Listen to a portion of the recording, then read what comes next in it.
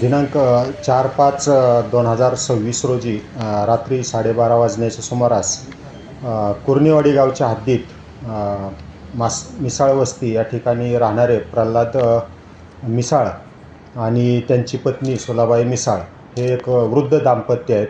ते घरात असताना रात्री 12:30 वाजण्याच्या सुमारास यातील अनोळखी आरोपींनी त्यांच्या घराच्या सोफ्याची ग्रिलची कडी हातात घालून काढली आणि चाकूचा धाक दाखवून सदर वृद्ध दाम्पत्याला लाथाबुक्क्यांनी मारहाण करून त्यांच्या गळ्यातील सोन्याचे दागिने जबरदस्तीने चोरून घेऊन गेलेले होते.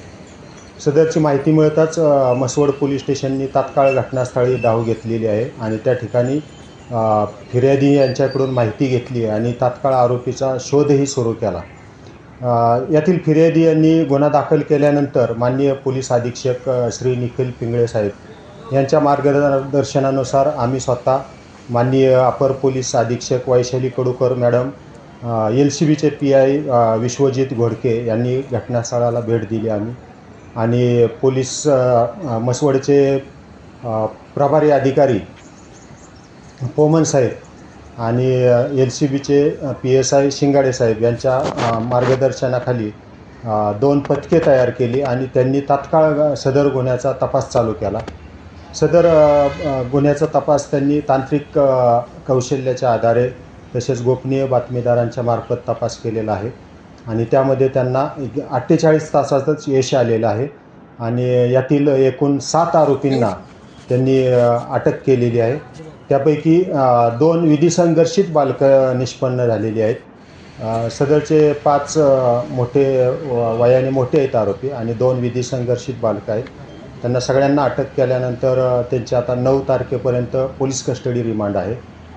सदर आरोपींच्याकडे तपास केला असता सदर गुन्ह्यात 72,000चे एकूण दागिने गेलेले होते, सोन्याचे आणि रोख रक्कम.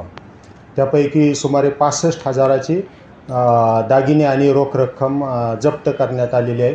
तसेच आरोपींनी गुन्ह्याच्या तपासात वापरलेली एक मोटरसायकल जप्त केलेली आहे.